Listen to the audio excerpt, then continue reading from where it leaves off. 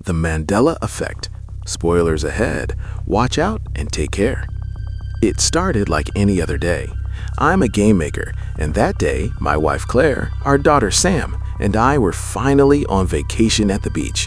We were just enjoying being together, full of happiness, jokes, and laughter. While we were relaxing, Sam told us she wanted to look for snails around the beach. She promised me she wouldn't play in the water. Claire agreed, as long as Sam didn't go too far from our site. But while Sam was busy looking for those snails, she didn't realize the waves were dragging her Curious George doll away.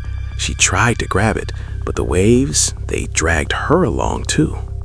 Sam's death left Claire and me in a world of silence and pain.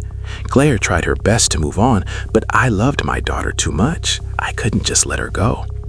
While we were packing her things, I saw a book, The Berenstain Bears. It felt wrong. I clearly remembered that the book used to be titled with an E instead of an A. Later that night, I heard a sound in the kitchen. It was just Matt, my brother-in-law, looking for food. I gave him some pizza and asked him about the book. He told me it was spelled with an E, but when I showed it to him, it was clearly an A. Out of curiosity, I looked it up. It turns out I wasn't alone. Thousands of people remember it being spelled with an E. I kept digging until I found a name for it, the Mandela Effect. The next day, I found a photo on our fridge that confused me. Claire said it was taken at the Griffith Observatory, but I knew she was wrong. We took that picture in Seattle. I went back to Matt to talk about my theory. I told him I was experiencing the Mandela Effect, but he just dismissed it as a false memory. I didn't believe him. I felt like I was living in a parallel universe. I found forums claiming this was all caused by CERN's Large Hadron Collider experiments. I even went to see a priest named Isaac, desperate to know if God existed. But after hearing him speak, I couldn't believe a God created this world. I asked Claire about the guy on the Monopoly box. She was so sure he wore a monocle. When she checked, there was no monocle. I pointed out to her that Curious George doesn't even have a tail, yet the doll Sam had, it had one.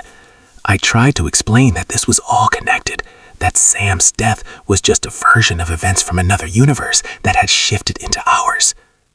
I studied it deeper and realized the Mandela Effect happens when parallel universes mix. That's when I found Dr. Roland Fuchs. He believed this world was nothing more than a simulation. When I finally met him, he confirmed my fears. He said the universe is a computer simulation, creating new versions of the story every second. Roland made me realize that if a program formed this world, I could change it. I spent days studying quantum programming and writing my own script, combining it with my old game code. The next day, I woke up and Sam was there. I had brought her back. But then I looked at Claire. In this version, Sam was alive, but Claire, she was a shell of herself. I rushed back to find Dr. Roland, but they told me he had committed suicide. My script had caused a massive unintended shift in reality. I decided to do the only thing I could. I wrote a command to reinstall the entire universe. The computer reacted immediately. When I walked outside, the world was falling apart. People were glitching. Buildings were tearing apart. I looked up and saw two moons colliding, and then everything vanished.